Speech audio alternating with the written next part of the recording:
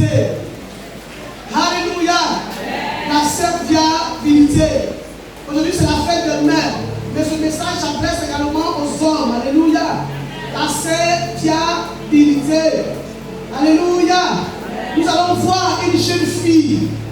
On pourrait appeler une jeune femme. Une jeune fille, c'est une femme. Une jeune fille dans le livre de Genèse 24. Que ma fille va prendre. Ça, tu prends Genèse 24. Je te prépare cela. Genèse 24.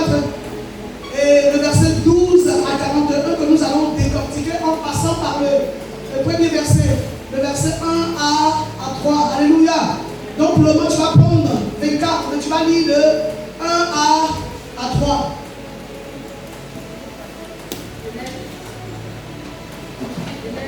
Activez son micro, Jean-Marc.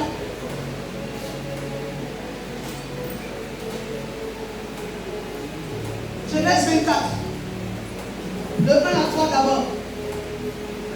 On fait la genèse de l'histoire. C'est une histoire qui s'est passée avec Abraham. Genèse 24, verset 1 à 3. Oui. Abraham était vieux. Abraham était vieux. Avancé en âge.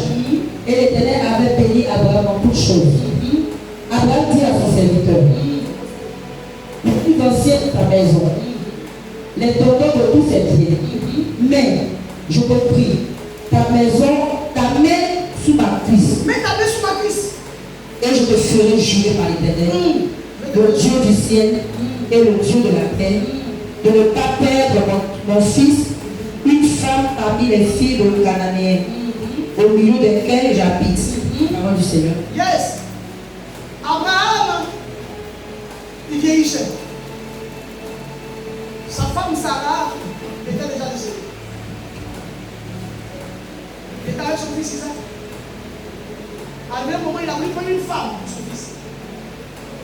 Mais il n'a pas voulu que son fils aille chercher une femme qui n'est pas de sa parenté. Alléluia. Parce que les femmes cananéennes adoraient d'autres dieux que le Dieu que lui adorait. Alors que Abraham venait de la Mésopotamie, dans le pays de Charan. C'est là-bas que le Seigneur s'est révélé à lui et qu'il lui a dit de quitter son père et sa mère dans Genèse 12 et qu'il allait le conduire dans un pays que lui, le Seigneur lui-même, aurait choisi. Et le pays qu'il a choisi, il y avait des gens qui habitaient là, le pays de Canaan. Et le Seigneur ne voulait pas que son fils mélange son adoration parce qu'il descend d'une lignée royale. Abraham était serviteur de Dieu, il était roi, il était prophète, c'est l'homme que le Seigneur a choisi. Et c'est de lui que nous sommes de sa race. Alléluia. Gloire à Dieu.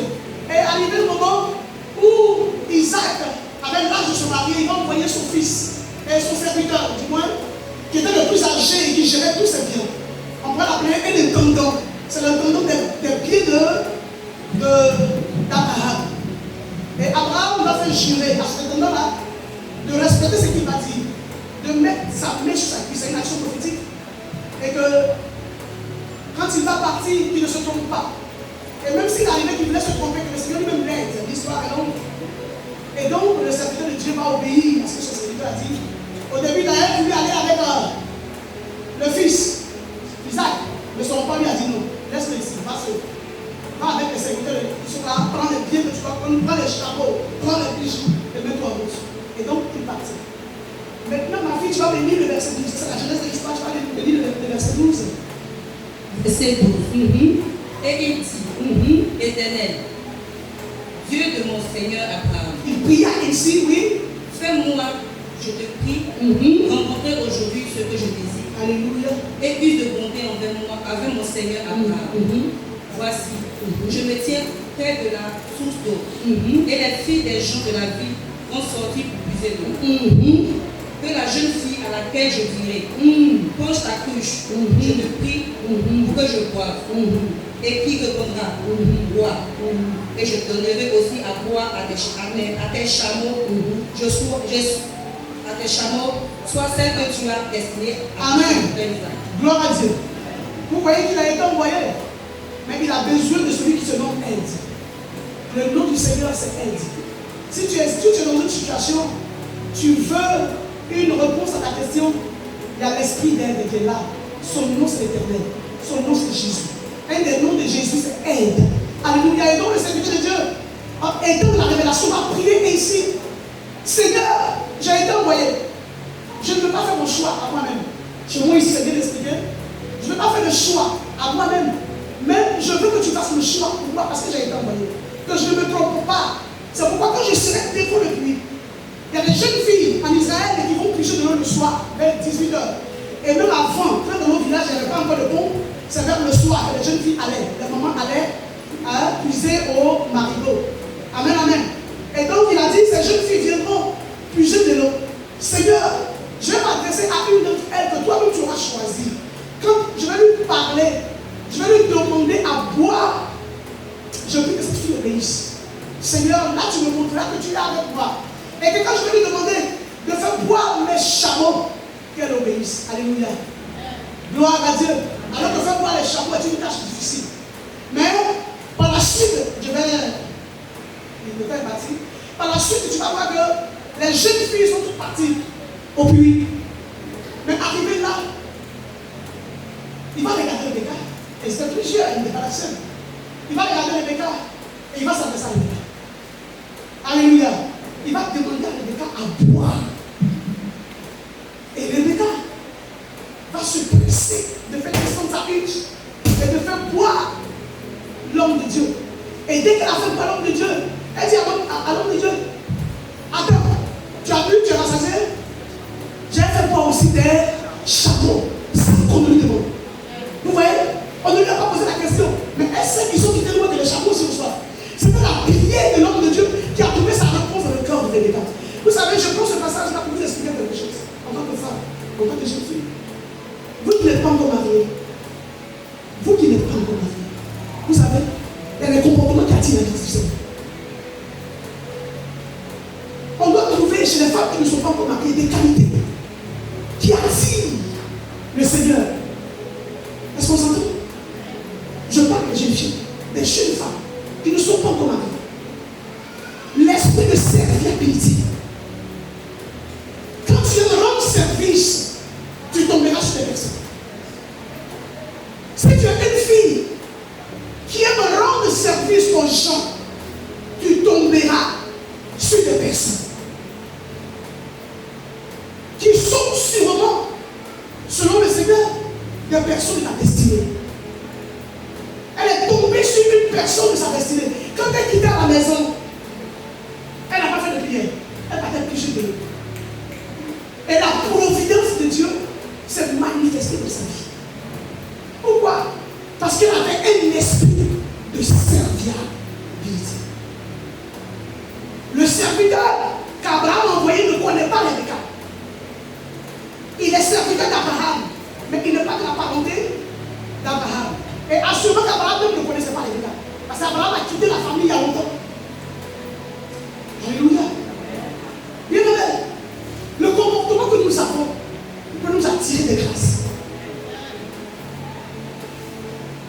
Souvent, nous prenons des véhicules en commun. Dans ce véhicule, il peut se trouver un homme pour toi. Il peut se trouver une femme dans ta destinée. Mais quand nous prenons ces véhicules en commun, nous avons des comportements dans le véhicule qui ne disent même pas que nous sommes des chrétiens. Quand nous sommes au marché, nous avons des comportements qui ne disent même pas que nous sommes chrétiens. Dans les lieux où nous partons, on a des comportements qui ne disent même pas que nous sommes chrétiens. Même dans l'église, l'esprit peut te connecter à quelqu'un, on ne sait jamais, peut-être que son frère n'est pas marié. Il peut être le lien. Mais quand le Seigneur regarde ton comportement dans l'église, quand il regarde ta manière d'agir et de faire, le Seigneur ne peut pas tendre sa main vers toi pour te donner les désirs de ton cœur. Si tu es comme ça, bizarre, ne rendant pas service, te comportant mal, bien aimé, comment tu veux que le Seigneur te donne quelqu'un pour que lui, son nom se gâte? S'il y a quelqu'un qui aime garder son nom propre, c'est Dieu. Alléluia. Dieu aime garder son nom propre. Avec le comportement que tu adores, tu connais ton caractère. Jeune fille, tu connais ton comportement, jeune fille. Dans les choses où on parle des jeunes filles, des femmes qui ne sont pas mariées. Tu sais comment tu agis. Tu ne sais pas saluer les gens. Tu ne sais pas parler aux gens. Tu es arrogante. Tu es suffisante, tu es orgueilleuse. Comment tu veux que le Seigneur t'arrive? Regardez le comportement de la jeune fille. C'était toi. J'avais dit, ah, moi je suis pressée. Hein. Maman m'attend pour préparer. Je couche, je vais préparer. Moi la puissance de l'eau pour te donner. Comment se connaît? Moi là, puis j'en ai qui est difficile, j'allais encore plus. Il a te donné tout l'eau. J'allais encore plus parler. Puis j'ai salué celui qui a demandé. Regarde tous les commentaires que tu fais. Il n'a même pas encore dit que les chameaux sont là. Alléluia. Regarde le comportement que tu as. Regarde les paroles qui sortent de ta bouche. Moi là, l'ennemi de mon âme, c'est moi-même. Le moi nous tue. Le moi nous sépare des bonnes choses. Le moi nous sépare de tous ceux qui veulent être des personnes qui prennent nos sujets pour prier. Le moi, ton comportement à l'église peut empêcher quelqu'un d'arrêter de prier pour toi. Tu ne sais pas qui prie pour toi dans le secret. Mais ton comportement, ta manière d'agir dans l'église, le Seigneur peut enlever ton sujet dans le cœur de la personne qui prie pour toi. Parce que Dieu ne nous passe pas. Mais Rebecca, c'est pas quand elle est arrivée devant le puits de Jacob qu'elle a eu un bon comportement. C'est un comportement qu'elle a en elle. Alléluia. À ce moment qu'elle a pris de sa maman ou bien de son papa. Alléluia. Mais si moi-même ma maman n'était pas respectueuse et que ce lien se germait en moi, comment je vais respecter quelqu'un d'autre? Puisque je ne vais pas passer que Jésus pour que ce lien soit brisé. Alléluia. Dès que ma mère a été, je risque d'être. Mais regardez le comportement de la petite. Elle arrive au puits. L'homme de Dieu lui demande de l'eau. Elle donne l'eau. Elle dit au Seigneur de Dieu, comme toi tu as vu, à ce moment que les chameaux au soir, elle va prendre de l'eau. Une tâche difficile pour donner à ses chameaux. Est-ce qu'on s'entend ce matin? Est-ce que je parle à quelqu'un ici ce matin? Une tâche difficile. Une tâche difficile fait voir les chameaux. Mais elle a fait. Elle n'a pas fait connaissance d'homme. Elle ne connaît pas, c'est un étranger. Mais à ce moment que quelqu'un ici se trouverait dans cette situation, elle va faire voir ce l'homme de Dieu est serveur. Oui, tu veux voir un peu. Moi, je m'en vais à serveur de Dieu. Attends. Avec que ces personnes qui vont m'aider à faire voir ton chameau, mais quand tu cherches quelqu'un, ouais, elle a eu l'esprit de serviabilité. Ça attire la grâce de Dieu. Ça attire ce que tu cherches. Vous savez, quand on fait des prières qu'on ne se met pas en action, ces prières n'ont pas d'exécution. Alléluia. Quand nous prions, ce que nous demandons à Dieu doit nous mettre en action. Tu dois commencer à agir dans les domaines où Dieu te verra agir. Alléluia. Te soumettre dans la maison de Dieu aux ouvriers de Dieu. Nous sommes dans la maison de Dieu, on n'a pas de respect pour les ouvriers du Seigneur. On n'a pas de respect pour tous ceux qui servent Dieu dans l'église. Quand on veut leur parler, on leur parle sans égard. Oh, vous savez, Ésaïe 53 dit que Jésus n'avait rien pour plaire. Tu comprends? Ce qui veut dire que si Jésus est ici aujourd'hui, comme il n'a rien pour attirer ton regard, tu ne vas pas le considérer. Pourtant, c'est Jésus qui a été devant toi. Alléluia. Nos comportements, notre manière de faire les choses de cette vie-là, fait qu'il y a beaucoup de portes de grâce qui se ferment devant nous. Ce n'est pas Dieu qui les ferme, ce sont nos actions qui les ferment. Dieu nous aide. Il ne veut pas fermer la porte devant nous. L'amour du Seigneur est tellement grand pour nous. Mais nos comportements à nous ferment ces portes-là devant nous. Alléluia. Cette jeune fille, cette femme, regarde le comportement qu'elle a eu. C'est plus tard, quand elle a fini de faire boire les chameaux, que le serviteur d'Abraham m'a dit, tiens un joli collier. Il lui a porté un collier en or. Et puis il lui a mis une bague en or au doigt. Il va lui poser la question, sur de quelle famille dans cette région? Elle va indiquer qu'elle est de la famille de Bethuel. Alors que Bethuel est Abraham, son cousin. Alléluia! Vous voyez la grâce? Et c'est comme ça le miracle de Dieu se manifeste dans la vie des gens. Assurément qu'elle a grandi, personne ne lui a dit encore bonjour. Personne ne lui a dit je vais te marier. Mais regarde là où elle allait trouver le mariage. Alléluia. Regarde là où elle allait trouver le mariage. Dans un lieu insignifiant. Ce n'est pas au cours d'un bal de fin d'année. Ce n'est pas au cours. Ce n'est pas dans un maquis. Alléluia. pluie. Alléluia. Alors que nous savons dans le spirituel, le pluie signifie beaucoup de choses. Une femme au pluie, cette femme est profonde comme le pluie. Elle a beaucoup de choses en elle comme le pluie. Alléluia. À donner aux gens. J'attire l'attention de quelqu'un ici. Bien aimé, ce que nous cherchons, quand nous le cherchons avec bienveillance, quand nous avons l'esprit bien disposé, nous recevons les choses du Seigneur. Parce que tu ne le sais peut-être pas, mais c'est Dieu qui a plané les sentiers de l'homme. On va prendre le passage.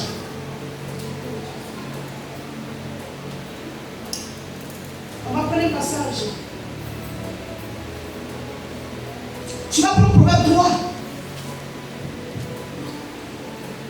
Tu vas prendre Proverbe 3. Car il veille sur nous, Jésus Sauveur. Il veille sur nous et il nous aime. Proverbe 3. Ma fille, tu as trouvé Proverbe 3. Proverbe, c'est tout juste après Psaume.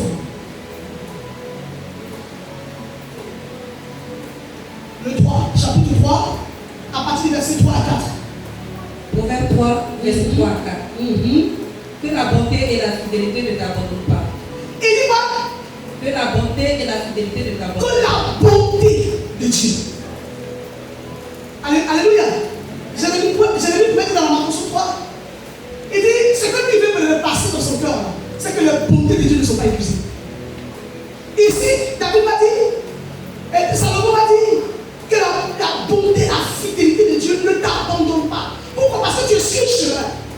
Sur ce chemin-là, sur le chemin de ta vie, là, que la bonté et la fidélité soient toujours avec toi. C'est ce que Salomon est en train de dire. Vas-y. Lis-les à ton cou. Et lis-les à ton cou. Comme le collier que j'ai porté ce matin. Alléluia. Je l'ai lié à mon cou. Vas-y. Écris-les sur la table de ton cœur. Écris-les sur la tablette de ton cœur. Que ton cœur soit disposé pour le Seigneur. Que les paroles que tu entends matin, midi et soir, la parole de Dieu que tu connais, soit inscrite dans ton cœur.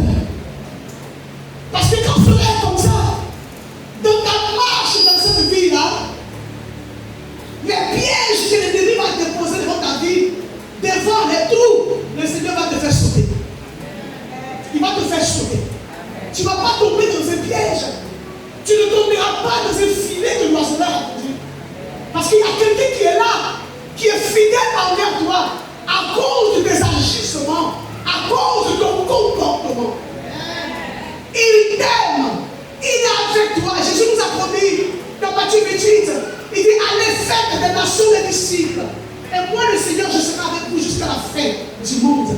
Le Seigneur, la promesse du Seigneur est toujours là. Jésus, son nom, c'est Emmanuel. Emmanuel qui veut dire Dieu avec nous. Il est toujours avec nous. Il regarde ce que nous posons comme action. Il regarde nos attitudes. Il regarde nos comportements. Il entend nos paroles. Il connaît les désirs malsains de nos cœurs. Il connaît les mauvais sentiments que nous avons en nous. Comment nous voulons croiser ce Dieu parfait? Comment nous voulons le croiser si nous avons des choses en nous que nous ne voulons pas laisser tomber comme j'ai prêché dimanche passé? Alléluia. Nous ne voulons pas laisser tomber. On n'a pas dit que c'est nous, on est impolis. On n'a pas dit que c'est nous, on ne se souvient pas au secrétaire de Dieu dans l'église. Oh, tu es secrétaire de Dieu, il y a secrétaire de Dieu qui a quoi? Moi, il fait rien à lui. Tu fais rien à lui. Jésus n'avait rien pour te plaire. De toute façon, il est là. Jésus n'avait rien pour te plaire. À chaque moment que nous sortons de nos bouches des insanités contre les secrétaires de Dieu, ce n'est pas contre lui que nous sortons. Nous sortons contre celui qui l'a loué. L'onction qui est sur sa vie, il n'est pas allé demander. C'est l'onction qui l'a appelé. Et comme toi, tu ne connais pas la parole de Dieu, comme tu ne fais rien avec les choses de Dieu, tu as tendance à ouvrir ta bouche et à dire tu veux contre les gens. Mais pendant que tu parles mal de lui, il prépare des messages pour ta vie. Pendant que tu parles mal de lui, il est en train de prier pour toi. Pendant que tu parles mal de lui,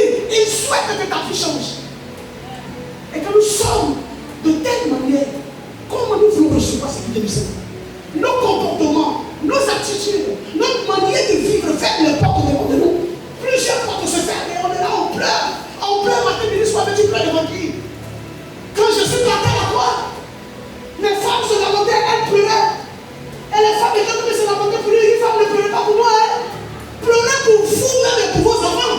Parce que c'est vous qui aurez affaire au diable ici. C'est pas moi. Alléluia.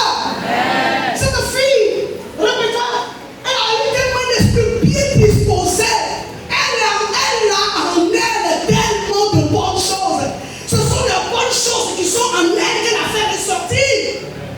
Personne ne peut poser une action sur Dieu, ne pas dire de bonnes choses. Dimanche passé, j'ai parlé du combat intérieur. Absolument que Rebecca a vécu ses combats intérieurs. Sinon, cet homme-là ne connaît où. Alléluia. Mais en se comportant bien, elle a croisé la providence.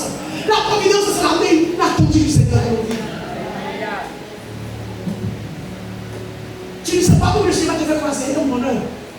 Tu ne sais pas où. Ça peut être ton enfant qui cherche la main.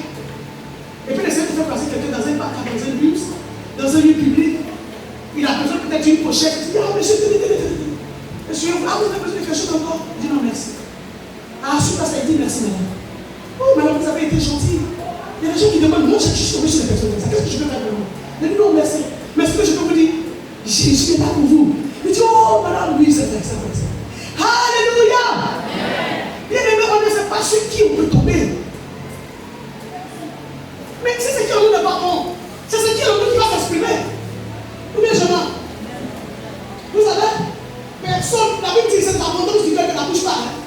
Si ton cœur n'est pas de l'abondance de la parole de Dieu, si ton cœur n'est pas abondamment nourri par les choses de Dieu, c'est ce qui est en toi qui va sortir. Et dès que ce qui est en toi sort, quand c'est mauvais, la porte va se faire devant Dieu. Je parle à ces jeunes filles, à ces jeunes dames qui ne sont pas mariées dans l'église. Alléluia. Ma fille dirait, on ne sait pas, tu peux placer un professeur. Peut-être qu'il est veuf, ou peut-être qu'il n'est pas marié. Tu peux croiser un docteur, un médecin. On dit médecin. Alléluia. Tu peux croiser un médecin dans ce cas-ci. Au moins, on a un médecin qui est là. J'ai ma voisine qui a son fils qui est cardiologue. Elle a voulu refaire sa maison. Elle a déménagé au deux plateaux. Et elle a voulu refaire sa maison. Tu vas, elle a 1000 € en location. Donc, avant-hier, elle était là. Elle me posait. Je lui disais. Elle me dit, ah, mon fils va venir habiter. J'ai dit lequel? Elle dit le cardiologue. Elle dit, oh, merci. Elle dit, ah, mais ça vient de quoi? Parce qu'il a dit non. Mais c'est parce que le cardiologue là, si mon cœur fait façon, mon cœur fait façon, je coupe, je rentre. Donc dès que son fils a dit là, il y a même le salut. Alléluia. Gloire à Dieu. On ne sait jamais. Attirons-nous des bonnes choses, comportons-nous bien. Pour que les bonnes choses puissent nous arriver. Pour que la mission nous donne des connexions divines. Que le Seigneur soit béni. Est-ce qu'on peut acclamer la parole du Seigneur?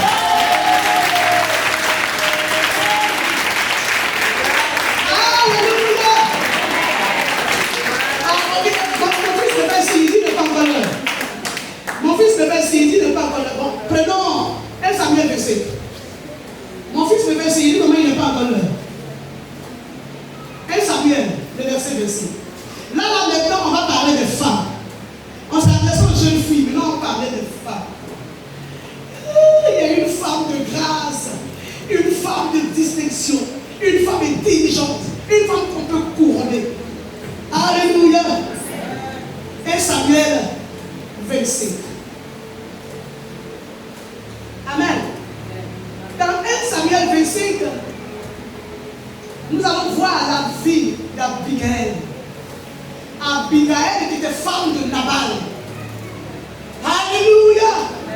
Une femme intelligente. Wouh! Une femme intelligente. Quand ta femme est intelligente, oh non, tu as tout gagné. Une femme intelligente. David, ma fille, je vais. David était enfoui de constamment devant Saül. Saül a déconné, donc Dieu a envoyé son serviteur. Il ne faut pas garder les appareils là-dedans. Alléluia. Ah, Seigneur. Et dans ce passage, il y a deux personnes qui étaient venues. On peut dire deux personnes, un couple. Un couple. David dans sa fuite, devant la jalousie de Saül. Alléluia. Qui avait été David, roi qui a dévoilé que Dieu l'a disqualifié.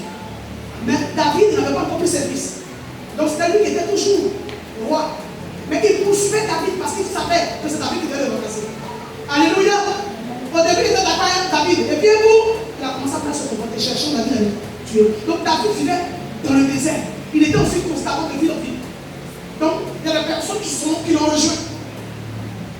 Des mécontents du peuple qui ont rejoint David et qui ont formé, on pourrait dire, un groupe de rebelles.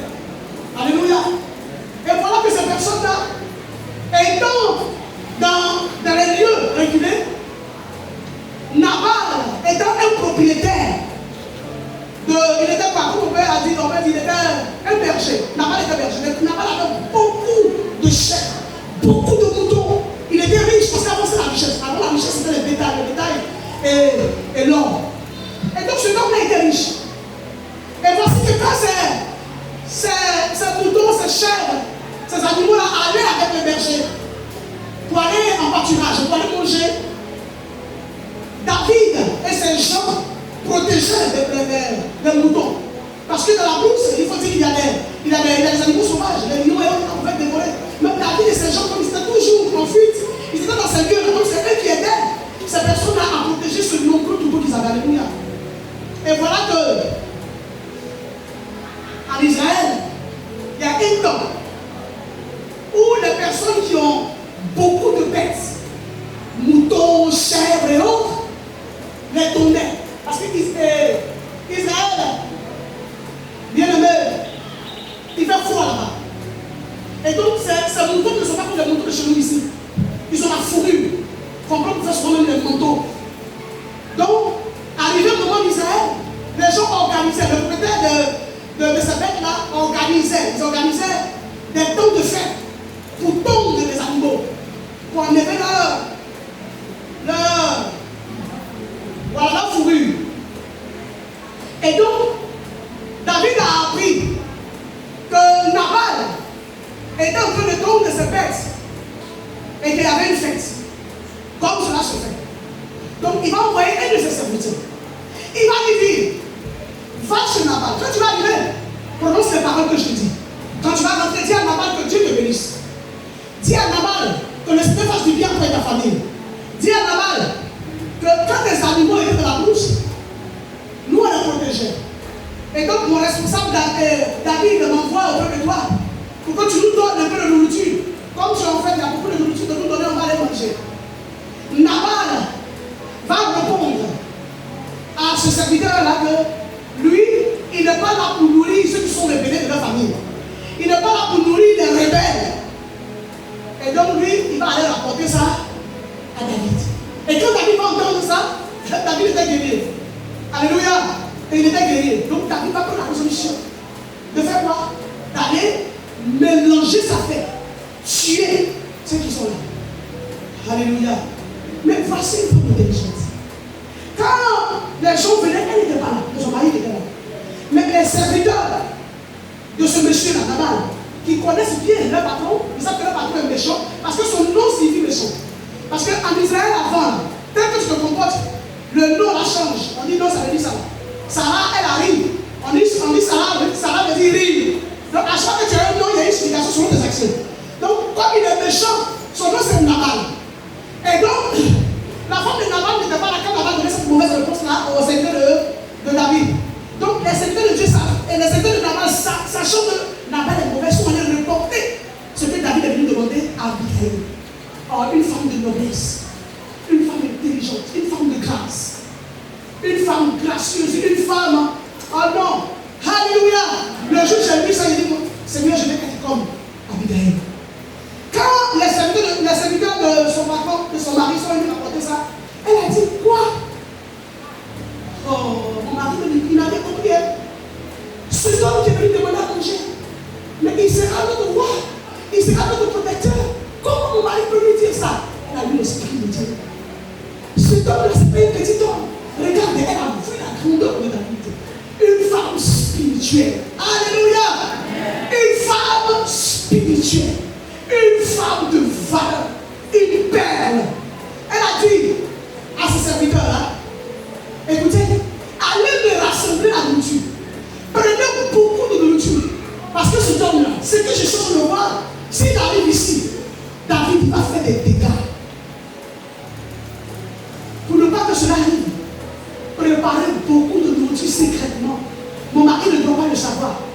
Je vais courir aller croiser cet homme-là pour lui donner difficile de massacrer. Ces sacrificateurs se sont attelés.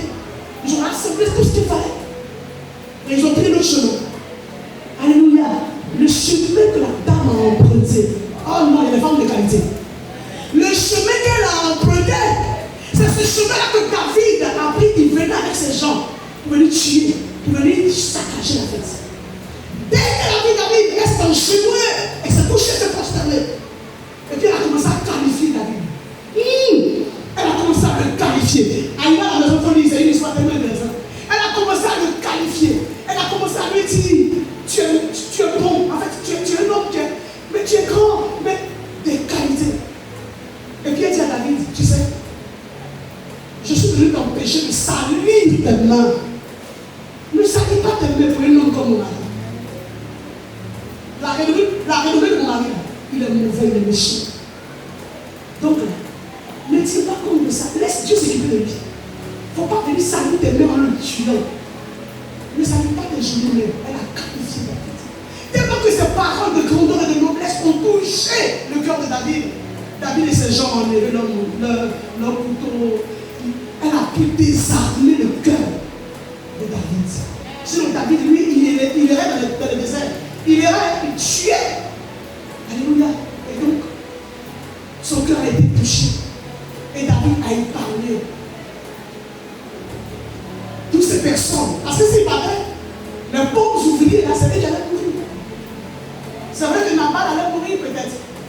Mais ce n'est pas les ouvriers qui ont été les méchants. C'est Nabal lui seul. Et donc elle a dit à David, si tu venais, tu allais te salir les mains et puis encore pécher contre Dieu. Parce que tu allais tuer les innocents. David a compris. David lui a dit, lève-toi. Et puis, David a été désarmé. Ils ont pris la monture. Lui et ses gens sont en loge. Quelle femme de qualité. Si elle n'avait pas eu cette noblesse d'esprit, que c'était les femmes façon d'aujourd'hui, qu'est-ce qui allait se passer? Qu'est-ce qui allait se passer? Il y a quoi? C'est chez nous ici, c'est pas qu'il y a à manger. Il y a quoi? Mon mari a bien fait même. C'est mon mari seulement qui a mis tout ici. Il y a quoi? Vous voyez les femmes comme ça? Donc la mort allait faire quoi? La mort allait frapper sa famille à cause d'elle. Alléluia. J'ai voulu que tu saches cela. Et nous allons prendre le livre de Somme 37. Il y a quoi? Est-ce qu'on est obligé de nous donner à manger? Est-ce qu'on est obligé? Est-ce que mon mari est obligé de faire telle chose dans l'église?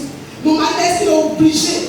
En mission à la chair, il part. Est-ce que mon mari est obligé de payer dîme? Est-ce qu'il est obligé de faire pour aux femmes? Est-ce qu'il est obligé de donner pour la moisson? Est-ce qu'il est obligé de soutenir le secteur de Dieu? Est-ce qu'il est obligé de faire ça?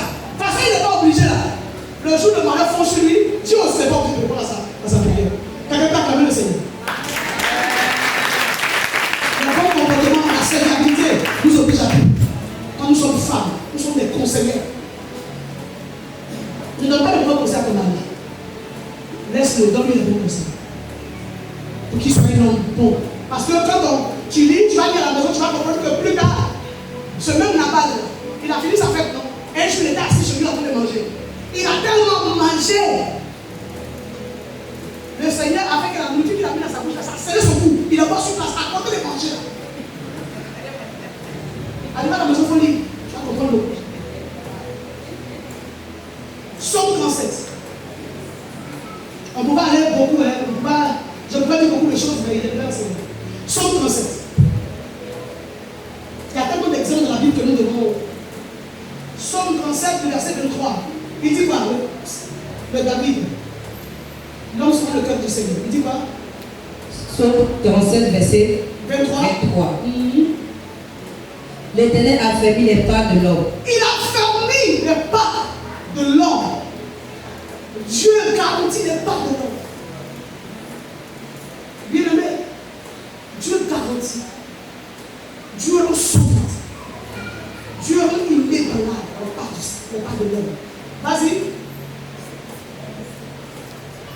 Et il prend plaisir à savoir. Et il prend plaisir à savoir. Ici, là, il dit, quand la conduite, je vois ici, quand la conduite d'un homme lui plaît, pardon du Seigneur, le Seigneur lui donne d'avancer avec assurance dans la vie.